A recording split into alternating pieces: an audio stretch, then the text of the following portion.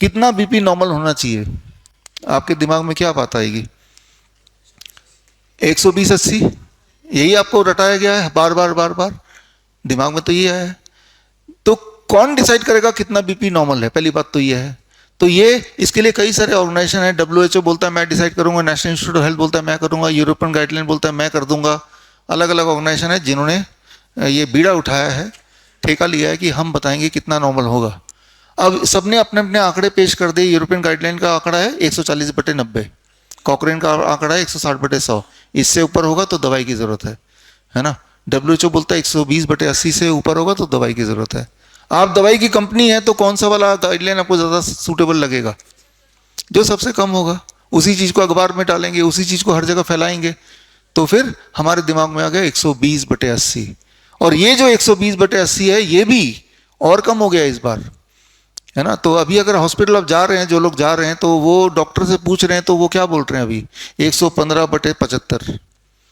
अगले साल 110/70 आ जाएगा। देखिएगा पिछले साल के मेरे वीडियो देखिएगा, उसमें मैं यही बोल रहा हूँ कि अगले साल ये होने वाला है, ठीक है ना। यानी कि आप हेल्दी वो है जो जिसने अपना चेकअप नहीं कराया। जो चेकअप कराएगा वो हेल्दी हो ही नहीं सकता इस डेफिनेशन के मुताबिक। तो ये बात को आपको समझना पड़ेगा। तो कितना ये जो गाइडलाइन आते हैं ये कैसे आते हैं, ये बनते कैसे हैं, ये आंकड़ा आता कहाँ से है? ये आंकड़ा कुछ इस तरह से आता है। अभी मैं वियतनाम गया था तो मुझे ध्यान आया, ये हमारे जो मित्र हैं लक्ष्मी जी यहाँ बैठे हैं, फरीदाबाद से ही हैं। तो यार इनके लिए मुझे चप्पल लेना था। साइज़ तो उनसे पूछा नहीं, तो क्या करूँ, सरप्राइज़ भी देना है। तो साइज़ पूछा नहीं तो मैंने सोचा उनका साइज़ कैसे पता करें। तो वहीं पे मैंने 10 लोग पकड़ लिए, भाई अपने चप्पल का साइज़ बताओ। किसी ने बोला मेरा 7 साइज़ है, किसी ने बोला 8 है, किसी ने बोला 5 है।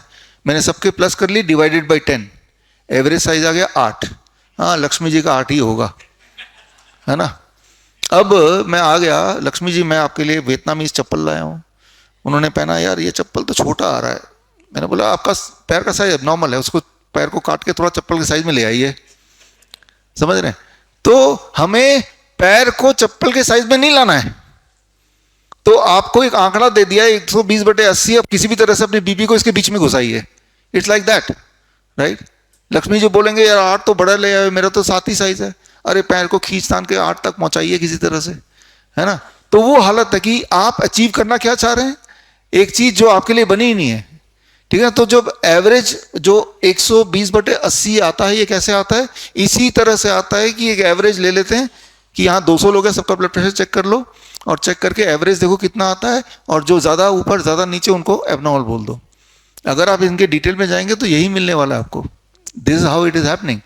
बड़ी से बड़ी बीमारी का आसान से आसान इलाज घर बैठे ही हो सकता है। अधिक जानकारी के लिए कांटेक्ट करें नियरेस्ट डॉक्टर BRC clinic@home।